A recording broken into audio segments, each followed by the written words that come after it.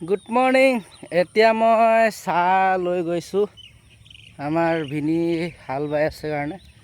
আৰু আমাৰ কঠীয়া দিছিলোঁ, কি ধুনীয়া হৈছে, একদম সেউজীয়া ধুনীয়া হৈছে কঠীয়াবিলাক। আৰু মই এতিয়া পথাৰ গৈ আছোঁ আৰু চাহ দি আহোঁ। তাৰপিছত মই গাড়ী চফা কৰিব লাগিব। আজি মানে দৰিয়া যাম। দৰিয়া এটা মিটিং আছে, আদিবাসী মিটিং বুলি কৈছে, সেইকাৰণে দৰিয়া যাব লাগে। এতিয়া চাহ দি লওঁ, তাৰপিছত গাড়ীখন ধুব লাগিব। ধুই মেলি আৰু চফা কৰি ওলাব লাগিব। এতিয়া মই গৈ আছোঁ চাহ দিবলৈ। কঠীয়াটো ধুনীয়া হৈছে, কিন্তু ইপিনে বেলি ওলাইছে, কি ধুনীয়া লাগিছে ন। একদম ৰাতিপুৱা টাইমত যদি এনেকুৱা বেলি ওলাই আহে কি ধুনীয়া লাগে। পথাৰখিনি চাব পাৰে। ইপিনে বগাই হ'ল, এইপিনে হাল নাই বোৱা, এইপিনে হাল বালেই। আমাৰ দুচাচ বোৱা হৈছে হাল, গৰু হালতে বাওঁ আমি। এতিয়া আকৌ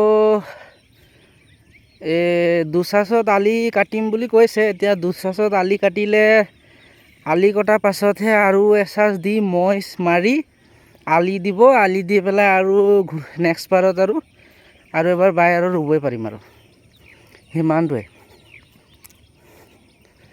এইটো আমাৰ পথাৰ, একদম তালৈকে আছে। এইটো বহুত দূৰলৈকে আছে বাৰু, মই দেখুৱাম বাৰু। এইটো বহুত দূৰলৈকে আছে।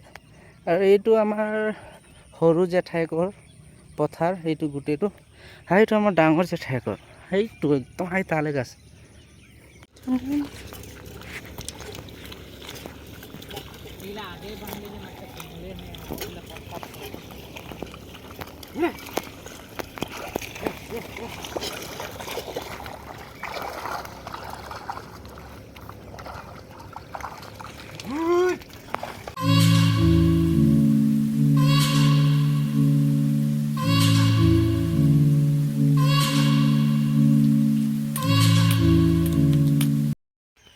এতিয়া দৰিয়াত মিটিং এখন আছে, যাবলৈ ওলাই গ'লোঁ।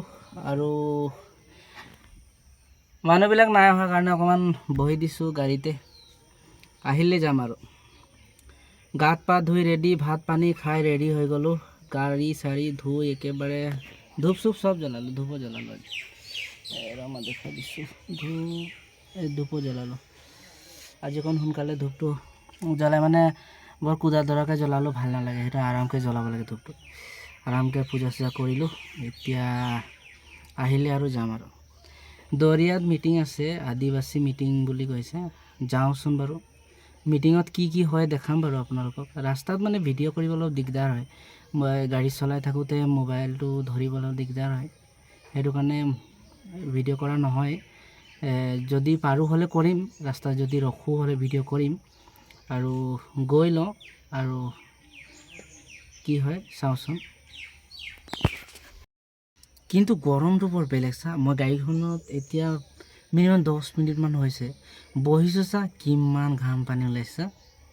ইমান মানে গৰমটো বেলেগ বেছি হৈছে, বৃহৎ বেছি মানে বহিবই নোৱাৰে। একদম গাড়ী বহিলে মানে গোটেই ঘাম পানী বৈ যায়, ইমান ঘাম পানী ওলায়। এতিয়া পটাপট সিহঁতক আহিছে নাই চাব লাগিব আৰু ইয়াৰ পৰা যাব লাগিব, তেতিয়াহে ঠাণ্ডা লাগে। গাড়ীখন চলালেহে হাৱাটো আহে, নহ'লে হাৱা নালাগে। একদম বেলেগ গৰম লাগিছে। মক্ৰম পাইছোঁ, বৰফ এটা খাইছোঁ। এইপিনে খাইছে চবেই। ঠাণ্ডা বনাও, নিজে গৰম হৈ যাওঁ। খাই বল দিয়া, ঠাণ্ডা লাগে। বৰফ এটা খাই লৈছোঁ, বেলেগ গৰম, সেইকাৰণে ঠাণ্ডা লাগিব অলপ। বৰ দিগদাৰ দেই মানুহ থাকিলে, বিৰাট টান পায়।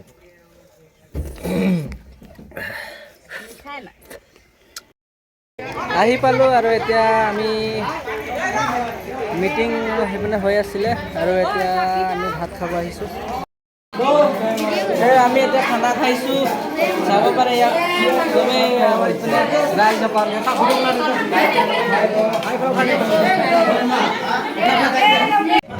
মই লিডাৰ মানে এনেকুৱা হৈ গ'ল, মই লিখি আনিছোঁ মানে সময় চাব জানে। আমি চব জানো মানে এনেকুৱা জানো, মই চব জানো।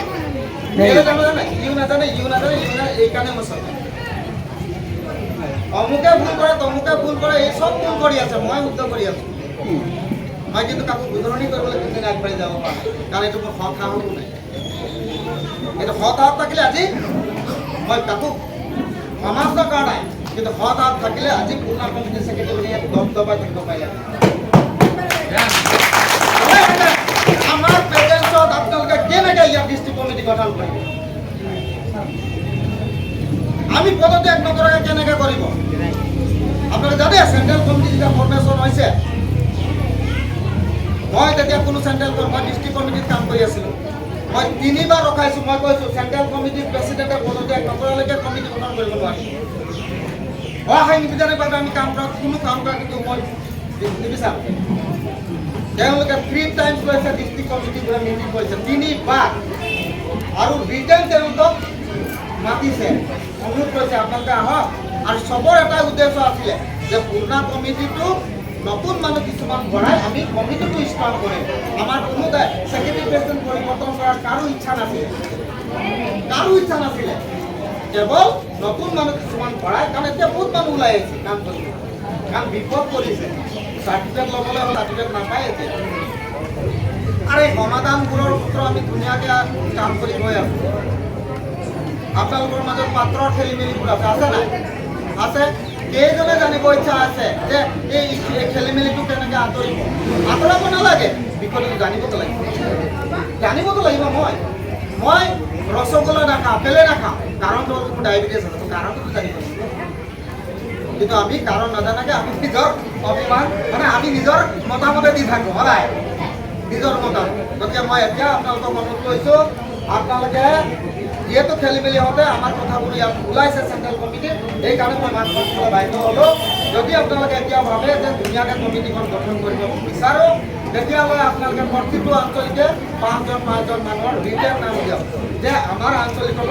অমুক আমি প্ৰতিনিধি আৰু আমাৰ ভিতৰত পৰ্যবেক্ষক বহিব আপোনালোকক এটা সুন্দৰ কমিটি গঠন কৰাত সহায় কৰিব আপোনালোকে প্ৰেচিডেণ্ট মই কৈছোঁ দিলীপ দাস কিন্তু চিলেকশ্যন কৰিছে এইটো অচম কাৰণ দিলীপ দা এনেকুৱা এটা পজিশ্যনত থকাৰ পিছতো সমাজৰ কাৰণে কিন্তু লাগি আছে কৰি আছে আৰু তেওঁৰ কৰাৰ ইচ্ছাটোক সন্মান জনোৱাটো আমাৰ দায়িত্ব আছে কৰাৰ ইচ্ছাটোক আমি সন্মান জনোৱাৰ দায়িত্ব আছে গতিকে প্ৰেচিডেণ্টটো আপোনালোকে খুব ধুনীয়া দিছে ছেক্ৰেটাৰীও আপোনাক ভাল দিছে প্ৰচাৰ দেখাব বেয়া বুলি কোৱা নাই তেওঁ ইচ্ছা কৰি আজি ইমান ধুনীয়া প্ৰজেক্টত তেওঁ ধুনীয়াকৈ লাগি আছে ভুলেই জানো